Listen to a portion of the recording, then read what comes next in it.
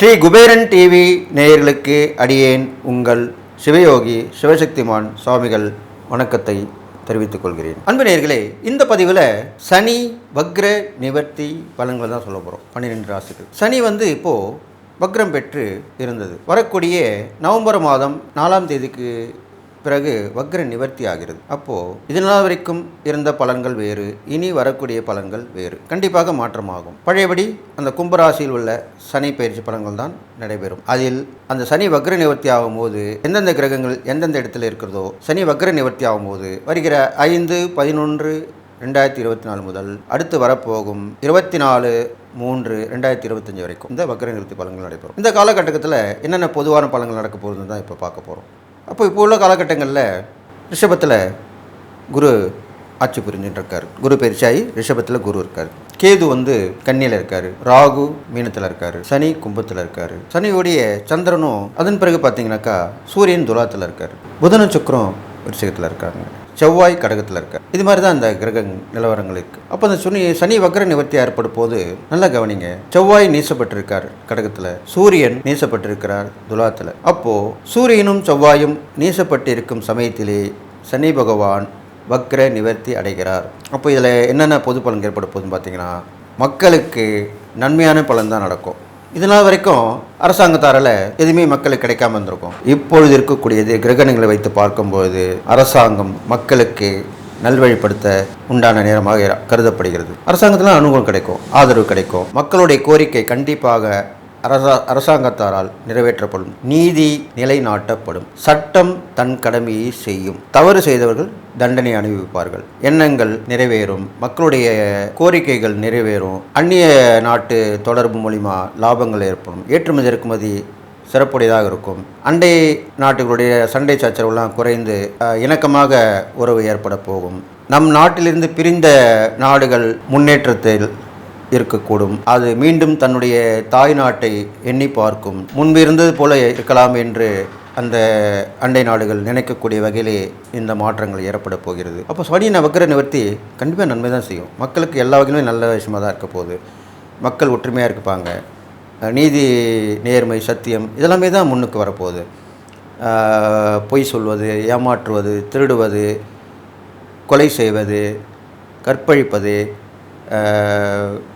இது மாதிரி தவறான விஷயங்கள் ஈடுபடுவது, தவறான பழக்கவழக்கங்களை கொண்டு செல்வது இதெல்லாமே குறைஞ்சிரும்.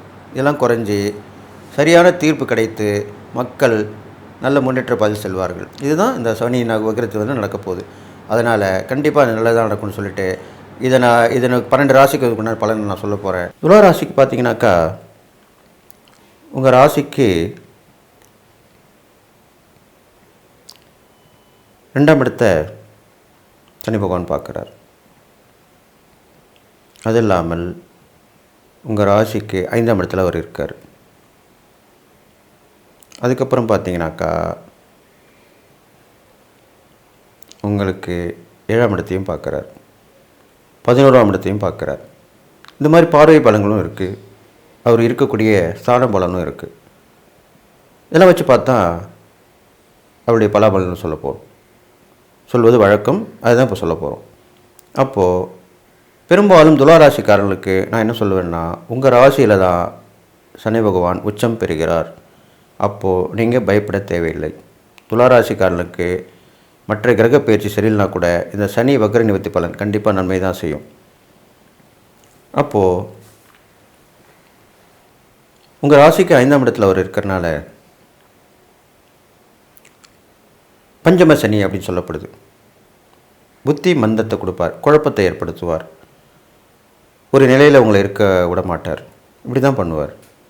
அப்போது மனக்குழப்பங்கள் இருந்தால் நம்ம என்ன பண்ணுவோம்? ஒரே சிந்தனை, ஒரே கிளியர் மைண்டாக இருக்கணும். அதுக்கு என்ன வழி? தியானம் ஒன்று தான் வழி. தியானன்றது என்ன? கண்ணை மூடி நாம் நினைக்கும் நம்ம இஷ்டப்படுற தெய்வத்தை அவங்களோட பேரை சொன்னாலே போதும். அவ்வளோதான் தியானம். அதுதான் தியானம். கண்ணை மூடி சொல்லணும். கண்ணை திறக்காமல் கண்ணை மூடி சொல்லணும். அவ்வளோதான். கண்ணை திறந்தால் மற்ற பார்வைக்கு கவனங்கள் சிதறும். நம்ம பார்வை மற்ற எல்லா இடத்துக்கும் போகும். அதுக்காக தான் தியானம் பண்ணும்போது கண்ணை மூடி தியானம் செய்யணும்னு சொல்லப்பட்டு. அப்போது கண்ணை மூடி தியானம் பண்ணும்போது கண்டிப்பாக உங்களுடைய பிரச்சனை எல்லாமே தீரும். உங்கள் குலதெய்வம் இருக்கலாம், இஷ்ட தெய்வமாக இருக்கலாம், உங்களுக்கு பிடிச்ச தெய்வமாக இருக்கலாம். அது பேரை சொல்லி காலையிலையும் மாலையிலையும் இரவுலையுமே நீங்கள் சொல்லி தியானம் செய்து வந்தால் கண்டிப்பாக உங்கள் பிரச்சனை ஓரளவுக்கு தீர்க்கப்படும். இது இல்லாமல் இந்த துளாராசிக்காரங்களுக்கு பார்த்தீங்கன்னாக்கா, இந்த 2ஆம் இடத்தையும் அவர் பார்க்குறார், சனி பகவான் பார்க்குறார். அப்போது வாய் வார்த்தைகள் 2ல் சனின்னு தானே சொல்கிறோம், அவனுக்கு நாக்கில் சனி அப்படி சொல்கிறோம், கரி நாக்குன்னு சொல்கிறோம். இது மாதிரிலாம் கேள்விப்பட்டிருப்பீங்க. அப்போது சொல்லக்கூடிய வார்த்தைகள் கவனமாக இருக்கணும், கொடுக்கல் வாங்கல் கவனமாக இருக்கணும், குடும்பத்தில் ஒற்றுமையாக இருக்கணும். இதெல்லாம் தான் அந்த பலாபலனை கொடுக்கும். இதில் கரெக்டாக இருந்தீங்கன்னா ஒரு பிரச்சனையும் வராது. குடும்பத்தில் எல்லோருடைய சண்டை போட்டுருந்தாலும், வாக்குவாதம் ஏற்படுத்தி கொண்டிருந்தாலும், வாய் வார்த்தை தவறாக சொல்கிறனாலும், கோபமாக சொல்லக்கூடிய வார்த்தைகளாலும், கொடுக்கல் வாங்கல் சரியாக இல்லாமல் இருந்தாலும் கண்டிப்பாக பிரச்சனை வரும். இது வராமல் இருக்கிறதுக்கு இதிலேருந்து நீங்கள் தவிர்த்துட்டு கரெக்டாக பேசணும், கரெக்டாக இருக்கணும். அப்படி இருந்தீங்கன்னா ஒரு பிரச்சனையும் இல்லை. அது இல்லாமல் உங்களுடைய அந்த சனி பகவான் நன்மை தானே செய்யணும்னு சொல்லியிருக்கேன். அதனால் பெரும்பாலும் உங்களை சோதித்து உங்களுக்கு ஒரு தீர்வுமே அவர் கொடுப்பார். அது யாருன்னாக்கா, நல்லா கவனித்து பார்த்தீங்கன்னா உங்கள் வாழ்க்கையில் தெரியும். ஒரு ஆன்மீகத்தில் இருக்கவங்க உங்களுக்கு உதவி பண்ணிப்பாங்க. இப்போ உள்ள பலாபலன்லையும் அதுதான் நடக்க போகுது. பெரியவர்கள் திடீர்னு யாரோ ஒருத்தர் வருவார், அவர் உங்களுக்கு உதவி பண்ணிட்டு போயினே இருப்பார். யாருன்னு தெரியாது, 3ஆம் மனுஷங்க தான் இருப்பாங்க. அது மாதிரிலாம் நடக்கும். பெரும்பாலும் ஏதோ ஒரு மாற்றுத்திறனாளியாக இருப்பாங்க. அவங்க உதவி பண்ணிட்டு போவாங்க உங்களுக்கு. எங்கே நீங்கள் போய் மீட் பண்ண போவீங்க, அங்கே ஒரு மாற்றுத்திறனாளி இருப்பாங்க, அவங்க உங்களுக்கு உதவி பண்ணுவாங்க, நல்லதான் செய்வாங்க. ஏன் அவங்க செஞ்சாங்க, எதுக்கு செஞ்சாங்களே நம்ம நினைக்கவே மாட்டோம் அந்த நேரத்தில். அப்போது எந்த ஒரு விஷயத்தையுமே ஆய்ந்து அறிந்து ஆராய்ச்சி பண்ணி பார்த்தீங்கன்னா கண்டிப்பாக அதனுடைய விஷயம் என்னன்னு விளங்கிடும். இது மாதிரி தான் நடக்கும் உங்கள் வாழ்க்கையில். அப்போ அதை நீங்கள் அனுசரித்து நடந்துக்கிட்டிங்கன்னா கண்டிப்பாக நல்லது நடக்கும். அப்போது குடும்ப உறவுகளும் சரி, நீங்கள் ஒற்றுமையாக இருக்கணும், எல்லாரோடையும் இணக்கமாக இருக்கணும். அப்போது உங்களுக்கு ஏதாவது ஒன்றா நிற்பாங்க, உங்கள் பிரச்சனையை தீர்த்து வைப்பாங்க. இது மாதிரிலாம் பண்ணுவாங்க. இது மாதிரி தான் நடக்கும். அது இல்லாமல் உங்கள் 11ஆம் இடத்தை சனி பகவான் பார்க்கறனால நல்ல லாபங்கள், பல தரப்பட்ட விஷயங்களில் மேன்மையான விஷயங்கள், பெரிய மனுஷங்களோட தொடர்பு கிடைக்கும். அதை நீங்கள் பயன்படுத்திக்கணும். அதுதான் முக்கியம். எப்பயுமே ஒரு நல்ல தொடர்பு கிடைக்கும் போது அது பயன்படுத்தி கொள்வது தான் புத்திசாலித்தனம். நம்ம பயன்படுத்திக்கிறது இல்லை. ஏதோ ஒரு விஷயத்தில் என்ன பண்ணுவோம், நம்மளை மீறி அவங்கக்கிட்ட டச் இல்லாமல் போயிடுவோம். அவங்க ஏதாவது சொன்னால் நம்ம தப்பாக நினச்சிட்டு அவங்கள அவாய்ட் பண்ணுவோம். இதெல்லாம் பண்ணக்கூடாது. இது மாதிரி செய்யாமல் இருந்தால் நல்லது நடக்கும். அது இல்லாமல் துளாராசிக்காரங்களை பெரும்பாலும் சட்டத்துறையில் உள்ளவங்க தான் இருப்பாங்க. ஏன்னா அந்த துளாராசியே, துலாம் என்றால் என்ன, தராசு தான். தராசு தட்டு தான் வச்சுருப்பாங்க. எந்த கோர்ட்டில் வேணாலும் நீங்கள் போய் பாருங்கள். ஒரு பெண்மணி கண்ணை மூடி கருப்பு துணியால் கட்டிக்கிட்டு கையில் தராசு பிடிச்சி நிற்கும். அதுதான் நீதி நேர்மை, சரிசமமாக இருக்கணும் தராசு தட்டு. இதில் வெயிட்டை வச்சா அது மேலே போயிடும், கீழே இறங்கிடும். இந்த வெயிட்டுக்கு ஈக்குவலாக ஒரு வெயிட் வச்சா சரிசமமாக இருக்கும். அதுதான் உண்மையான விஷயம். அது மாதிரி தான் நேர்மையாக இருக்கணும், சத்தியமாக இருக்கணுன்றது. அது நீங்கள் கடைப்பிடிச்சி வந்தாலே போதும். பெரும்பாலும் இந்த சட்டத்துறையில் உங்களுக்கு நல்லது நடக்க போகுது. இந்த துளாராசியில் பிறந்த வழக்கறிஞர்களாக இருந்தாலும் நீதிபதிகளாக இருந்தாலும் கண்டிப்பாக பிரபலம் ஆவீங்க, பேர் புகழ் வரும். கண்டிப்பாக வாழ்க்கையில் ஜெயித்து காட்டுவீங்க, வெற்றி பெறுவீங்க. அவங்க மட்டும் இல்லை, இந்த சட்டத்தை மதித்து நடப்பவர்களும் கண்டிப்பாக நல்லா இருப்பாங்க. அதுதான் முக்கியம். சட்டத்தை மதிக்கிறவங்க யாராக இருந்தாலும், நம்ம மனுஷனாக பிறந்துட்டோம், நம்ம சட்டத்திட்டத்துக்கு உட்பட்டு ஒரு வாழ்க்கை அமைஞ்சிருக்கு. வீட்டில் எப்படி நம்ம சட்டத்திட்டத்துக்கு உட்படுறோம்? பேரண்ட்ஸ் சொல்கிறது கேட்குறோம் இல்லையா? பெற்றோர்கள் சொல்கிறத, அப்பா அம்மா சொல்கிறத நம்ம கேட்குறோமா இல்லையா? அது மாதிரி தான் அரசாங்கம் சொல்வதை நம்ம கேட்கணும். ஏன்னா அவங்களுடைய அரசாங்கத்தினுடைய ஆதரவில் தான் நம்ம இருக்கோம். ஏன்னா நம்மளுக்கு ஒன்றுன்னா அவங்க தானே ஒரு பெரிய பிரச்சனை போது அவங்க பார்ப்பாங்க, வருவாங்க, செய்வாங்க. ஒரு இழப்பீடு கொடுக்குறாங்க, நம்மளுக்கு ஒரு ஆதரவாக இருப்பாங்க, ஒரு நலத்திட்ட உதவிகள்லாம் செய்கிறாங்க, கொடுக்குறாங்க இல்லையா? எல்லாருக்கும் போய் சேருதோ சேரலையோ, ஆனால் மக்களாக பிறந்த நம்மளுக்கு கண்டிப்பாக அது கிடைத்து தானே இருக்குது. கிடைக்காதவங்க முயற்சி பண்ணி கிடைக்க வச்சுக்கிறாங்க.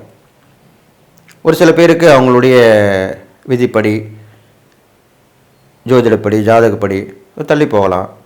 அப்புறமா கிடைக்கலாம், இல்லை கிடைக்காமே கூட போகலாம். இது மாதிரிலாம் இருக்குது. எல்லாமே அவங்களுடைய விதி வழி வந்தது தான்.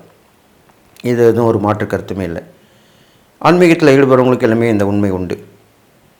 பாவம், புண்ணியம், கர்மா, நல்லது கெட்டது எல்லாமே கலந்து தான் வாழ்க்கை. இது எதுவுமே இல்லைன்னா வாழ்க்கையே சுகமாக இருக்காது. ஒரு கஷ்டப்பட்டு ஒரு நன்மை வரும்போது எவ்வளோ பெரிய சந்தோஷம் நம்மளுக்கு. கிடைக்காத பொருள் ஒன்று கிடைச்சிட்டா எவ்வளோ சந்தோஷப்படுறோம். அதுதான் உண்மை. அது மாதிரி தான் உங்களுக்கு வாழ்க்கையில் நடக்க போகுது.